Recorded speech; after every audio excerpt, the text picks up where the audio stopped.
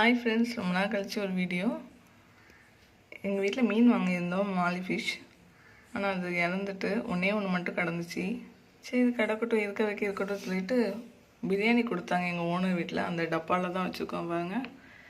கண்ணாடி இதில் கூட வைக்கல. வீட்டில் யூஸ் பண்ணுற உப்பு தண்ணி தான், மோட்டர் தண்ணி. மணி பிளான்ட் போட்டு வச்சுருந்தோம். எப்படி பார்க்க பாருங்கள், இலைக்குள்ளேயே தான் கிடக்கும், ஒளிஞ்சே தான் கிடக்கும். நான் இது ஆனன்னு நினச்சேன். ஆனால் ரொம்ப நாள் 2 வீக்ஸ்க்கு அப்புறம் பார்த்தா குட்டி போட்டுருந்துச்சு. ஒரு 8 குட்டி போட்டுருந்துச்சு. 2 குட்டி அதுவே சாப்பிட்டு எலும்பு மட்டும் கிடந்துச்சு. சரி சொல்லிவிட்டு 6 குட்டியை மட்டும் இந்த சின்ன டப்பாவில் போட்டு வச்சுருந்தோம். இது பிளாஸ்டிக் டப்பா தான்.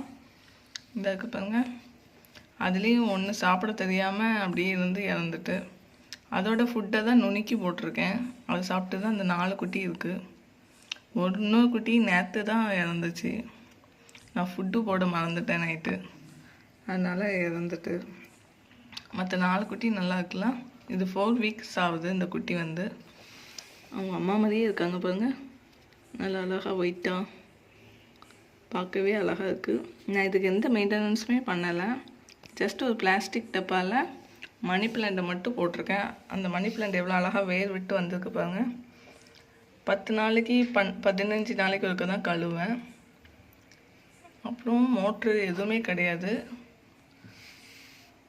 ஆனாலும் பரவாயில்ல, அழகாக வந்துட்டு. இதான் எங்கள் வீட்டில் ஃபஸ்ட் டைம் குட்டி போட்டு மீன் வந்திருக்கு. மீன் குட்டி போட்டு பார்த்தோன்னா ரொம்ப ஹாப்பியாக இருந்துச்சு.